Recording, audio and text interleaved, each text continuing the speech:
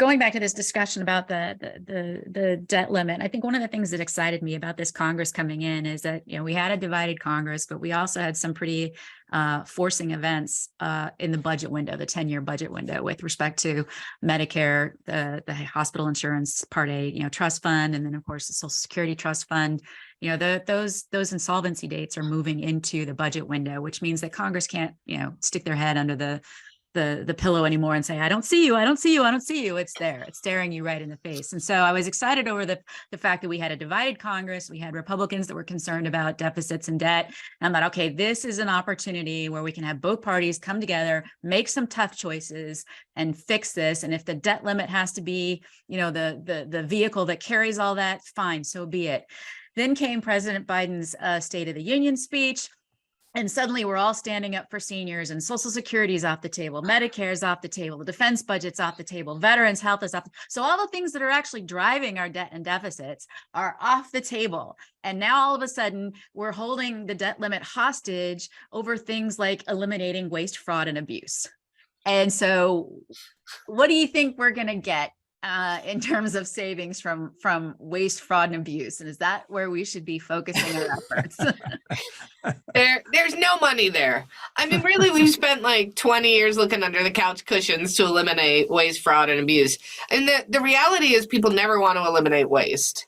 They want to eliminate fraud and abuse. Waste is about like efficiency. How efficient is our tax system? And to really deal with that, what we would need to do is rein in so many of our tax expenditures. And people love the tax expenditures, but that would be part of it. The other thing is just to realize you shouldn't spend every penny you have trying to find the one person who is getting EITC who shouldn't. I mean, one of the things that frustrates me is now we're arguing over whether the IRS should get more funding so they can go after high income people who are cheating on their taxes.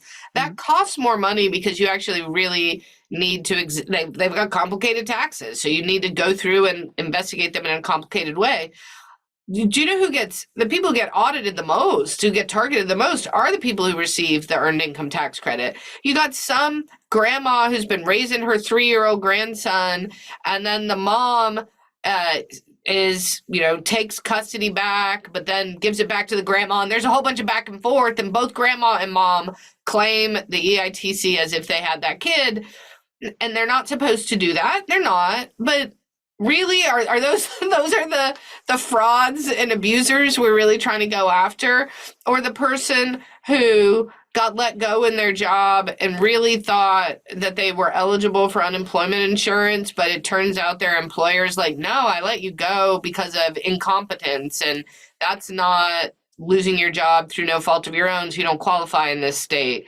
And, there were a lot. Michigan was a state that went after fraud and abuse so hard in unemployment insurance that they've now had to pay a lot of settlements for people they went after unfairly and incorrectly. So I that's not where the money is. The money is in programs that are like Medicare and Social Security, and those things have become, or they've always been, third rails. And people don't want to touch them.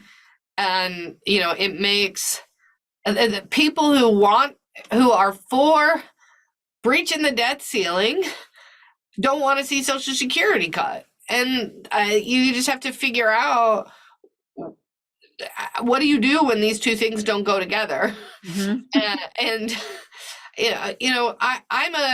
I'm a big government person. I like to see a lot of social safety nets. I think Social Security has been amazing for older Americans. It means that older Americans have been the least likely group to be in poverty since it was implemented. But we have one of the lowest we're one of the lowest tax revenue countries among the advanced economies. And we're not, and when it comes to spending, and that's our cognitive dissonance. You can't choose to not raise the money and then spend it. You got to come together and make the choice. And one thing I'll say on this issue of efficiency is, Sweden has one of the highest taxes in terms of its levels, but actually it's rated as having one of the most competitive tax systems because there's so few inefficiencies in it. They are very careful to not layer on multiple taxes on the same activity. They think about, things like how are people going to behave on the margin with that tax there? And they've moved towards taxes that are it's just a much more efficient system.